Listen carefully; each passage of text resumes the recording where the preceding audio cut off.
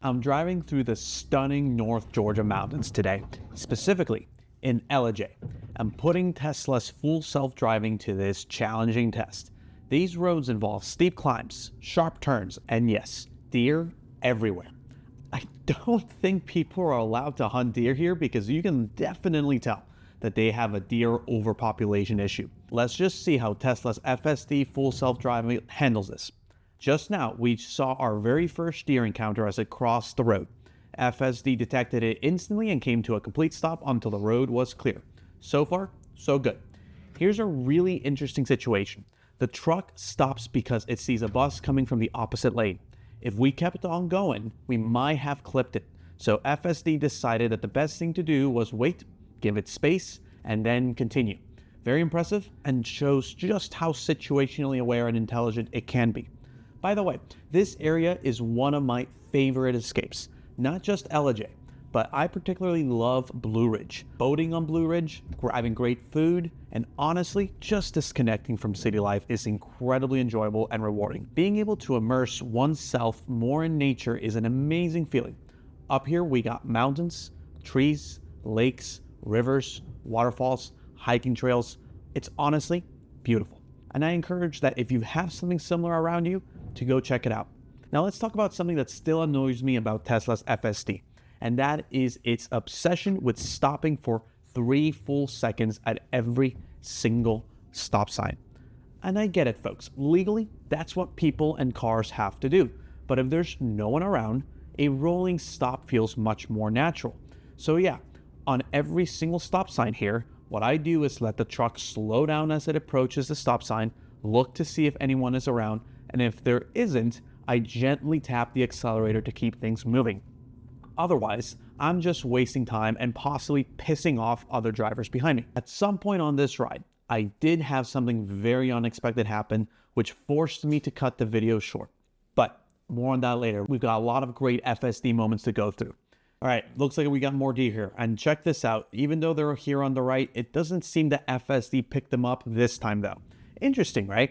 Sometimes it does, sometimes it doesn't. But frankly, as long as they're off the road, I'm not that worried if FSD doesn't pick them up. This may be due to some camouflage effect that's taking place here.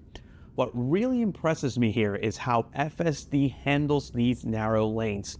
There's zero margin for error here. I've seen people hit potholes here because they drift ever so slightly. But the truck, while being driven by FSD, laser focused, zero distractions. That's the beauty of AI and computer vision. It doesn't get tired. It doesn't look at its phone. It doesn't get bored. Its purpose is purely to take video feed and run it through its machine learning models to perform insanely fast decisions. Okay, here's the first time I've seen the truck cross the yellow line a little bit during a turn. But honestly, it felt safe. Better to hug the center than risk going off the right edge where it's game over. You've got trees, drop-offs, you name it. Now here's the moment I teased earlier and the reason why I had to cut this video short. We're approaching a person walking on the right side. At first, FSD was going to go around him, but then it detected an incoming truck, so it decided to stop. Mind you, it was slightly in the way of the truck, so this felt a little awkward. But when in doubt, it's most likely best to just wait. And it's at this moment where I noticed that the guy had his thumb up. We got ourselves a hitchhiker. And here's my stance. Picking up hitchhikers is risky. Unfortunately, in today's world, you just never really know. We've got a widespread problem with mental health issues, crime, you name it. Normally, I wouldn't entertain picking up hitchhiker. But something about this day and this particular situation made me feel okay about it.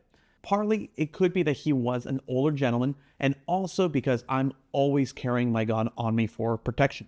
So I stopped and asked him where he was headed. He said, the Chick-fil-A right up the hill. I knew exactly which one because I stopped at that Chick-fil-A on my way up to the mountain. That gave me confidence. So I told him, yeah, hop in. I gave him a ride, and after that, I decided not to resume filming. It turned out to be a good deed that capped off my cabin retreat perfectly. My advice if you encounter hitchhikers, be calculated. If it's dark and you're alone, maybe don't do it. There's just too much risk. But if you feel safe, helping someone out feels really good. If you enjoyed this ride, go ahead and hit that like button, share this video, and subscribe for more real-world Tesla and Cybertruck FSD tests I also make videos around home ownership, how to plan, prepare, and buy in today's tough market, and also make content around DIY do-it-yourself repairs, maintenance, and renovation projects that can help save you thousands of dollars over time. So check out my channel for hundreds of tips. As always, folks, thanks for watching.